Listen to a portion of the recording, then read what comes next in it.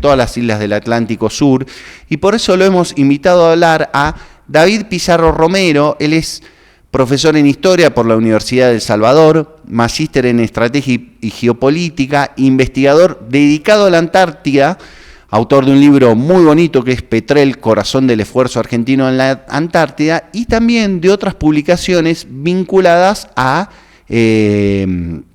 Malvinas en la geopolítica de América Latina, que es parte de un libro en conjunto, Malvinas, Antártida, Atlántico Sur, Colonialismo, Soberanía y Desarrollo en el siglo XXI. Hola David, buen día, muchas gracias por acompañarnos en la mañana de Punto Uno Stream.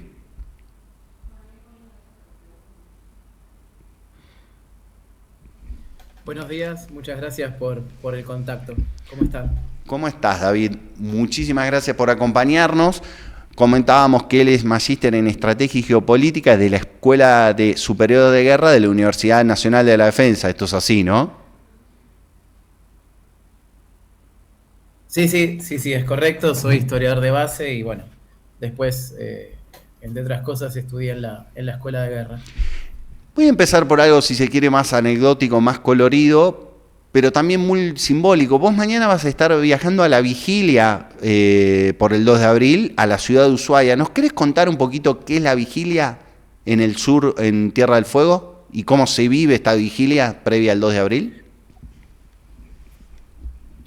Bueno, para empezar, la cuestión Malvinas, la causa Malvinas en la Patagonia es algo mucho más, no sé si más importante, pero se vive de forma mucho más profunda y emocional que en el resto del continente, del resto de las provincias. Primero por una cuestión geográfica, la gente de la Patagonia estuvo mucho más cerca de la guerra que nosotros, sea Salta, Buenos Aires, Córdoba, Misiones, en el sentido de que los habitantes de las ciudades patagónicas, sobre todo de Río Grande, Ushuaia, San Julián, Río Gallegos, Trelew, tuvieron que Comodoro, Puerto Madryn, deslizamiento.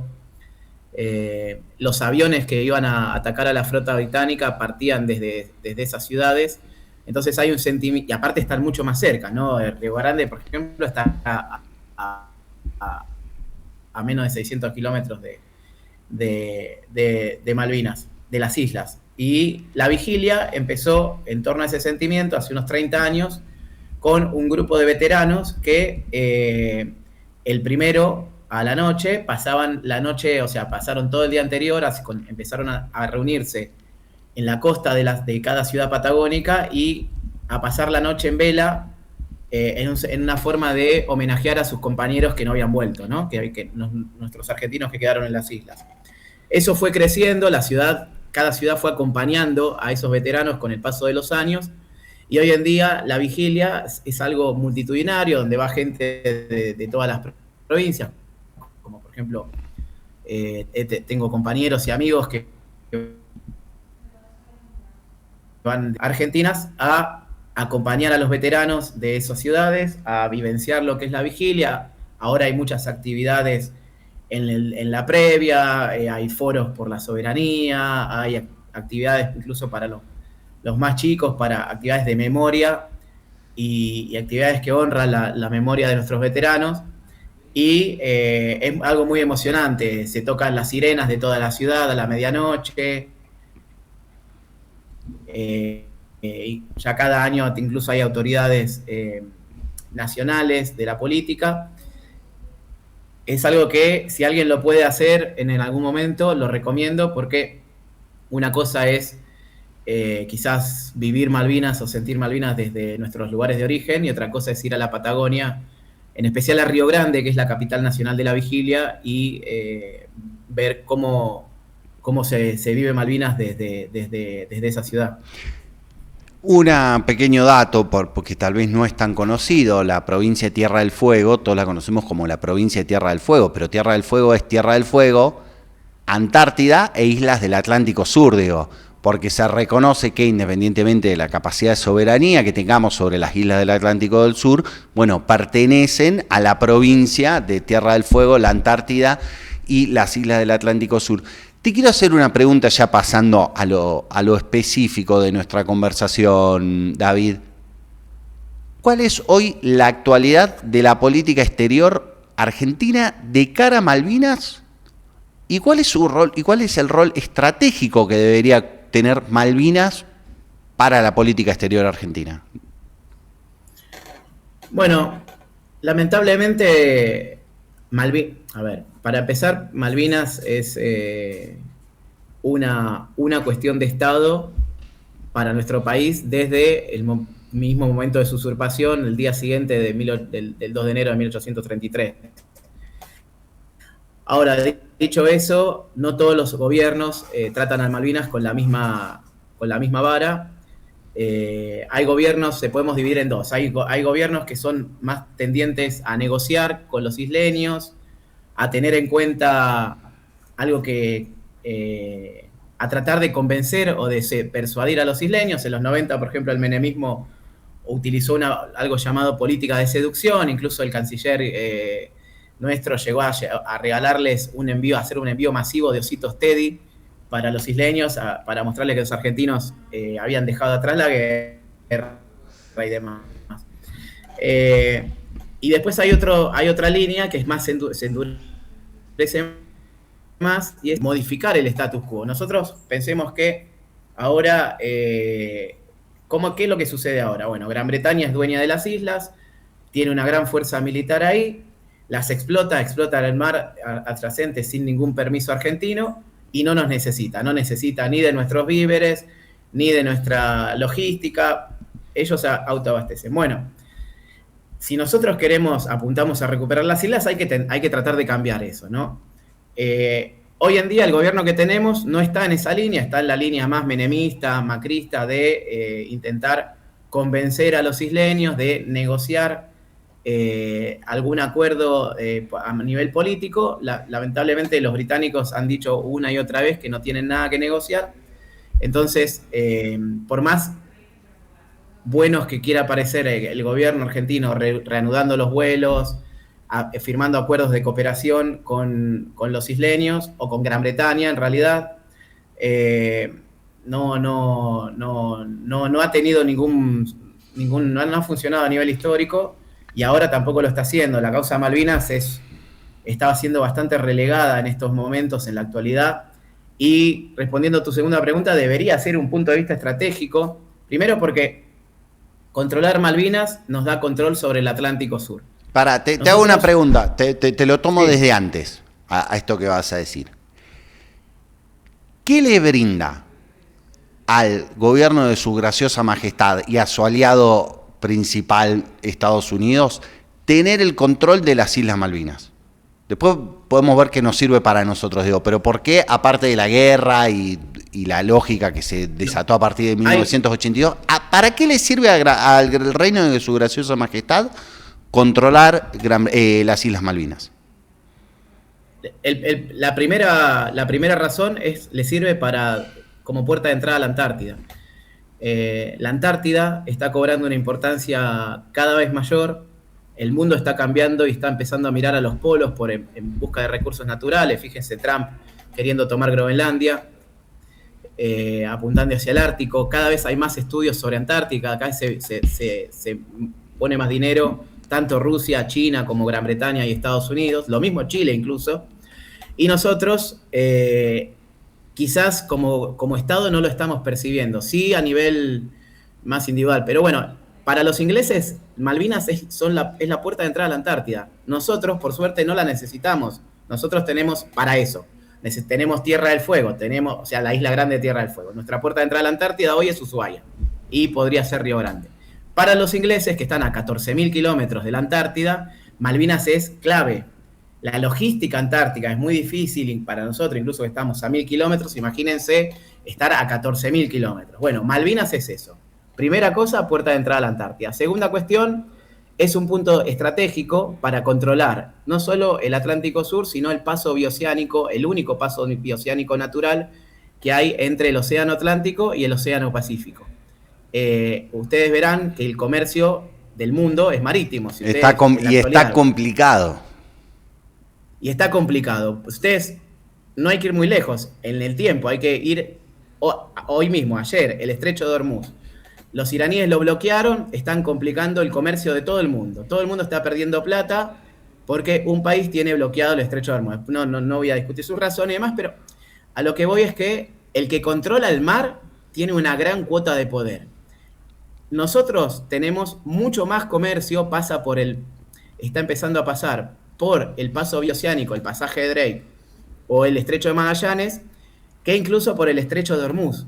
Entonces, si un día hay un conflicto geopolítico, controlar Malvinas da paso a controlar el pasaje de Drake. Entonces, eso significa poder. Los ingleses lo conocen, son isleños. Acceso, entonces, en principio, acceso a la Antártida, a la logística antártica, acceso o posibilidad de inmiscuirse en el paso bicontinental por Magallanes y por el pasaje de Drake. ¿Y qué más le permite a Gran Bretaña y por extensión a la OTAN el control de Malvinas? Y la tercera cuestión es, no solo se controla el pasaje, hay una cuestión económica también, pero controlar Malvinas, que es un enclave en medio del Atlántico, te proyecta poder tanto hacia Sudamérica, por un lado, como hacia el sur de África por otro lado. Entonces, de hecho, en la Segunda Guerra Mundial, los ingleses desde Malvinas sacaban barcos hacia Sudáfrica y había un link entre Ciudad del Cabo, una ciudad del sur de Sudáfrica, y Malvinas, y también hacia América. Y también está la parte económica. En Malvinas, vos controlando Malvinas, controlás todos los recursos pesqueros que hay alrededor. Y no es algo chiquito. Ustedes saben que cada año los ingleses sacan alrededor de $1.000 millones entre la entrega de licencias a pesqueras, a barcos extranjeros y la pesca de el Ilex argentinus, que es un calamar que tiene un nombre argentino, de hecho, o sea, Ilex argentinus, la austromerluza, de 2 o 3 especies, más las licencias, los ingleses sacan todos los años, $1.000 millones. O sea, también es una cuestión muy tangible en lo que respecta a la economía. Control entonces de la capacidad logística hacia la Antártida, control sobre el paso de Drake y el estrecho de Magallanes, posibilidad de activar en el Atlántico Sur tanto del lado americano como del sur de África, y explotación solo de calamar por $1.000 millones. Esto es lo que le rinde a Gran Bretaña el control de las Malvinas. Ahora, si yo te hago una pregunta alrededor de lo que hablábamos hace un rato sobre los negocios o las diferentes estrategias para recuperar soberanía. Tuvimos la estrategia de Scudé, Guido Di Tella, de la distensión. Otra lógica durante los gobiernos de Néstor y Cristina Kirchner, después vos me ampliarás. En el macrismo, el pacto Forador y Duncan, que después fue denunciado por el gobierno de Alberto Fernández, y ahora no tenemos nada. ¿Hay alguna continuidad en la política de Estado con respecto a Malvinas? Y para vos, te cambio la pregunta, ¿hay alguna institución en la Argentina que tenga una visión clara, estratégica, de cómo tener una presión constante en el orden diplomático para recuperar la soberanía sobre las islas del Atlántico Sur? Estamos hablando con David Pizarro Romero, investigador alrededor del tema Malvinas y Antártida. No, lamentablemente hoy en la Argentina no hay una institución que se dedique que ponga todo su esfuerzo en ver cómo recuperamos las Islas Malvinas. Creo que más allá de esta duplicidad de esfuerzos, por un lado, endurecimiento en cierto sentido desde los gobiernos más kirchneristas de Néstor y Cristina, y flexibilidad y negociación con menemismo, macrismo y Milei. Milei ha como retomado la cuestión macrista del Forador y Duncan, como bien dijiste vos. Fue un acuerdo firmado por Macri que básicamente eran acuerdos de cooperación en cuestiones de ciencia, de tecnología, de pesca, respecto a nuestro mar, pero yo se lo pongo a quien está escuchando, es como alguien te usurpa la casa, te saca la mitad de tu propiedad, porque Malvinas es un 25% del territorio nacional, son solo las 2 islas. En ese sentido el mapa por ahí nos ha hecho un poco mal, porque uno piensa en Malvinas y tiene las 2 islas en la cabeza, pero en realidad Malvinas es el mar que las rodea y otras tantas islas más, las Sandwich, las Georgias y todo el mar que las rodea. Equivale a un 25% de nuestro territorio. Tengamos en cuenta, como bien dijiste al principio, la provincia de Tierra del Fuego es la provincia más grande, es la única provincia bicontinental, y la Argentina es un país más marítimo que terrestre. Dicho eso, los acuerdos de cooperación sobre nuestro mar con la potencia usurpada no tienen ningún sentido, porque no solo no los obliga a cambiar el status quo, sino que lo reafirma, diciendo, bueno, les sacamos esto y ahora ellos están negociando, investigar en conjunto, como reconociendo que ya se lo sacamos y que... No, hoy en la Argentina no hay... Perdón, te hago una... No hay un instituto, no hay una organización que diga, bueno, de acá a 10 años propongamos una política para recuperar, o al menos para obligar a los ingleses, a los británicos, a negociar, intentando modificar la situación imperante hoy.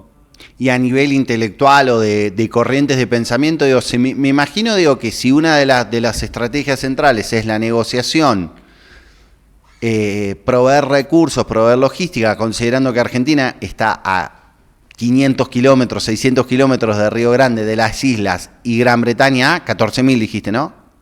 Sí. 14.000, bueno, la estrategia de la suavidad es más fácil integrarse con Argentina que con el Reino de Gran Bretaña. La estrategia, si se quiere, diplomática, que pueda ser más agresiva, ¿en qué debería estar basada? Sobre todo porque, a un punto, digo, hay muchísimos reclamos en el mundo, digo, tenemos por ejemplo ahora el tema de Diego García en el Índico.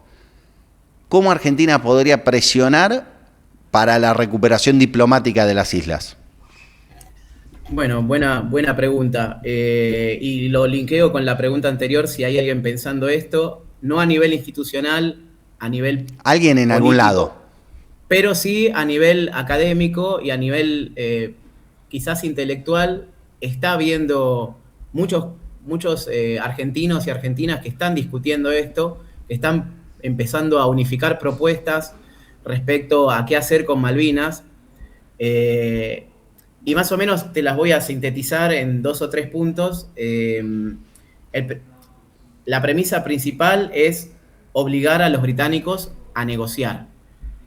Y acá hay una cosa, la guerra de Malvinas, entre otras muchas cosas, la derrota en Malvinas nos dejó secuelas de, bueno, todo lo que tiene que ver con la defensa y también la dictadura, ¿no? La dictadura genocida nos dejó como consecuencia todo lo que tiene que ver con la defensa nacional o con lo militar es malo. Y el desarme de las capacidades de disuasión argentinas. Exacto, y hoy estamos en un mundo, en un siglo XXI, donde hay guerras por todos lados, sobre todo por recursos naturales, y necesitamos recuperar capacidades de defensa, necesitamos recuperar capacidades militares, no para ir a la guerra, porque el principal objetivo de los militares no es ir a la guerra. El principal objetivo militar es tener cierta capacidad de disuasión, como vos bien decís, para evitar una guerra futura. Bueno, ¿cuál es el consenso respecto a ciertos grupos académicos en los cuales me manejo, y también esto es lo medio que lo predicamos como si fuera un evangelio?